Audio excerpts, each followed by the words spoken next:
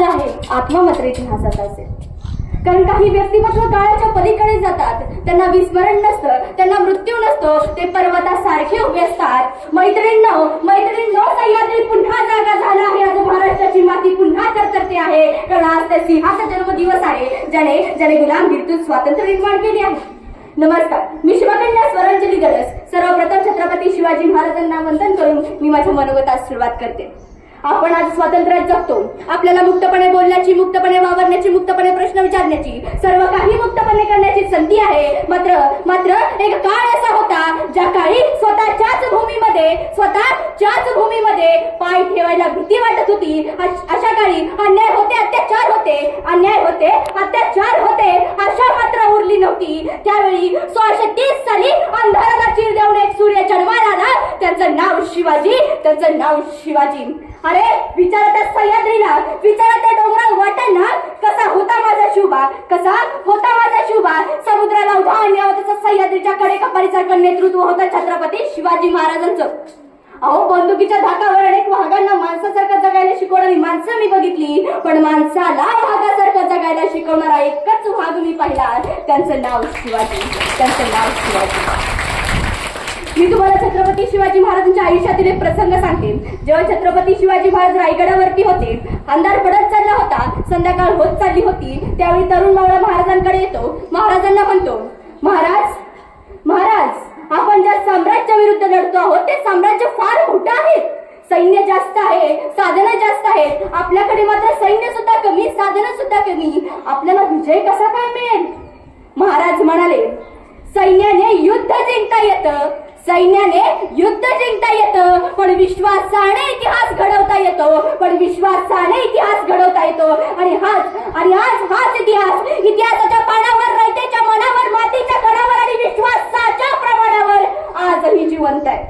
आपल्या सर्वांना अफजल खानाचा प्रसंग तर चांगलाच आठवत असेल. मी पुन्हा एकदा तो सांगणार नाही, पण त्या अगोदर काय झालं ना ते सांगू इच्छिते. अफजल खानाशी भेट ठरली, सर्वकडे चिंता पसरली होती, सर्व सैनिकांना धुंद झाले होते. त्यावेळी एक सैनिक महाराजांकडे येतो. महाराजांना म्हणतो, महाराज आपणास काय झालं तर?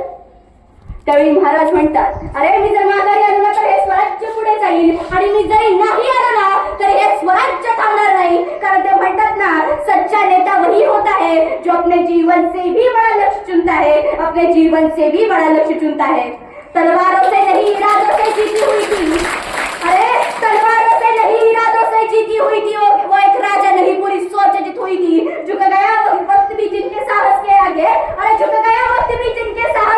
वो शिवाजी है जिनसे स्वाभिमान की शुरुआत हुई थी. छत्रपती शिवाजी महाराजांच्या काळामध्ये स्त्रियांना 50% आरक्षण नव्हते, मात्र 100% संरक्षण होते. त्याचं ज्वलंत उदाहरण म्हणजे शाहिस्तेखानाच्या छावणीवरती छापा पडल्यानंतरचं. खरं त्याच्या शाहिस्तेखानाला डायरी लिहिण्याची सवय होती, आणि त्या डायरीमध्ये त्याने असं लिहून ठेवलंय की शिवाजी येतो तसा वादळ आल्यासारखा निघूनही जातो. थोड्या वेळाने सगळं काही शांत होतं. त्याची बहीण त्याच्याकडे येते आणि त्याला म्हणते, भाईजान मेरी बेटी लापता है. यावेळी तो शाहिस्तेखान म्हणतो, शिवाजीची माणसं तिला उचलून नेणार नाही. कोण म्हणतो नीट ऐका, शाहिस्तेखान म्हणतो, शिवाजीची माणसं तिला उचलून नेणार नाहीत, आणि जरी नेणार तरी तो शिवाजी तिला लेकीसारखं सांभाळेल. अर्थातच ती पोरगी पिंपात लपून बसली होती. थोड्या वेळानंतर बाहेर आली. अरे केवढा हा विश्वास म्हणायचं. आज एवढा विश्वास आपण आपल्या सगळ्या सोयऱ्यांवरती ठेवू शकत नाही, कारण आजची स्त्री रस्त्यावरती सुरक्षित नाहीये. म्हणून त्या प्रत्येक मुलीला, त्या प्रत्येक स्त्रीला मला सांगावं असं वाटतं, आता तलवारीपेक्षा तीक्ष्ण तुझ्या नजरेची धार आहे. महाराष्ट्राची वाघीण तू भवानी आईचा वार आहे. घाबरून जाऊ नकोस कुणाला, तुझी जाऊनची लेख आहे. जेव्हा छत्रपती शिवाजी महाराज कर्नाटकाच्या मोहिमेवरून माघारी येत होते, तिथे एक छोटंसं राज्य छोटंसं होतं. तिथे एक स्त्री शासन करती होती. तिचं नाव होतं मल्लमा देसाई नावाचं. दादाजींनी विचार केला, दादा एक छोटंसं राज्य घेऊन जावं, म्हणून मुठभर मावळे घेऊन गेले. पण झालं काय, दादाजींचा पराभव झाला. हा पराभव मात्र त्यांना सहन झाला नाही. ते पुन्हा एकदा गेले आणि मात्र त्यावेळी ते मल्लम्मा देसाईला कैदच करून घेऊन आले. महाराजांसमोर उभं केलं. पाहतो तर काय, तिच्या हातामध्ये बाळ होतं. ती महाराजांच्या पायात पडली आणि महाराजांना म्हणाली, महाराज महाराज मला मान्य आहे, माझी चुकी आहे, मला काही करा पण माझ्या बाळाच सोडून द्या. हे ऐकता छत्रपती शिवाजी महाराजांचं मन हे लावलं. महाराजांनी बाळाला मांडीवर घेतलं. मांडीवर घेतात सैनिकाकडे नजर फिरवता सैनिक आत गेला, दुधाची वाटी घेऊन आला. महाराज दूध बाजूला गेले म्हणाले, हा जो माझ्या मांडीवर दिसतोय ना, हा माझा भाचा आहे. या अर्थाने आमच्या भगिनी झाल्या. दादाजी बहिणीचं राज्य घ्यायचं नसतं तर बहिणीला राज्य द्यायचं असतं. मैत्रिणींनो, ही शिकवण आहे छत्रपती शिवाजी महाराजांची. सह्याद्रीच्या छाताडातून नाद भवानी गाते. सह्याद्रीच्या छाताडातून नाद भवानी गाते. काळ जात राहती आमच्या रक्तात वाहती राजे. अरे काळ जात राहती आमच्या रक्तात वाहती राजे. तुफान गजतो वाघ ओखतो वाघ मराठी माझा. तुफान गजतो वाघ ओखतो वाघ मराठी माझा. घडला न कोणी न घडेल कधीही दुसरा शिवाजी राजा. खरं तर छत्रपती शिवाजी महाराजांचा इतिहास इतका महान आहे की मी 2 दिवस जरी सांगायला बसले ना तरी दिवस पुरणार नाही. पण जर छत्रपती शिवाजी महाराजांच्या इतिहासातून जर शिकवण घ्यायची म्हटली, ती जर माझ्या शब्दांमध्ये मांडायची झाली तर ती अशी, आरंभ है प्रचंड बोल मस्तकों के झुंड, आज जंग की घड़ी की तुम गुहार दो. आन बान शान या की जान का हो दान, आज एक धनुष के बाण पे उतार दो. मन करे सो प्राण दे, जो मन करे सो प्राण ले, वही तो एक सर्वशक्तिमान है. कौरवों की भीड़ हो या पांडवों का नीड़ हो, जो लड़ सका है वो ही तो महान है. अरे मौत अंत है नहीं तो मौत से भी क्यों डरेंगे, जाके आसमान में दहाड़ दो. आरंभ है प्रचंड. मैत्रिणींनो, छत्रपती शिवाजी महाराजांचा इतिहास आपल्याला हेच सांगतो. कौरवांची भीड असू द्यात नाहीतर पांडवांचा नीड असू द्यात, जो लढतो ना तोच महान आहे. मरणे हा अंत नाहीतर मरणाला कशाला घाबरताय, ही आपल्याला छत्रपती शिवाजी महाराजांनी दिलेली शिकवण आहे. खरं तर आज मला इथे उभं राहून ही बोलताना खंत वाटते की काल शिवजयंती होती. मग कित्येक ठिकाणी छत्रपती शिवाजी महाराजांच्या विचारांचा जागर करण्यापेक्षा, छत्रपती शिवाजी महाराजांच्या विचारांना आत्मसात करण्यापेक्षा फक्त डीजे लावून डीजे समोर नाचलं गेलं. मला सांगा, त्या प्रत्येक जणीला माझा प्रश्न आहे, जी डीजे समोर काल नाचली, मला सांगा, डीजे समोर नाचून तुम्ही मोठ्या शिवभक्त झालात असं तुम्हाला वाटतं का? इथे बसलेल्या कित्येक जणींना हे माहितीये की शिवाजी महाराजांचा जन्म 19 फेब्रुवारीला झाला, पण इथे बसलेल्या कित्येक जणींना माहित नाही की छत्रपती शिवाजी महाराजांचा जन्म कोणत्या साली झाला.